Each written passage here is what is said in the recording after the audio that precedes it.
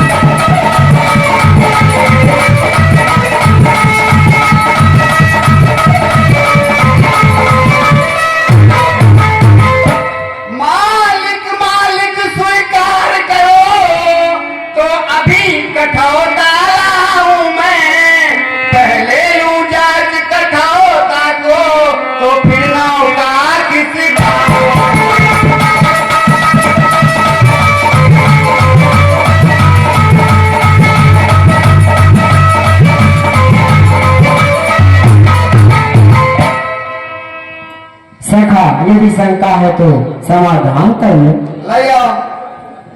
जो क्या रखना।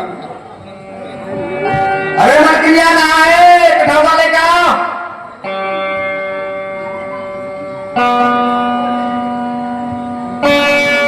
अरे बहुआ कहाँ रह गए हो?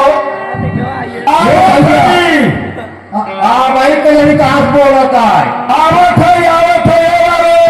है ना पढ़ाई अपना लिखाई के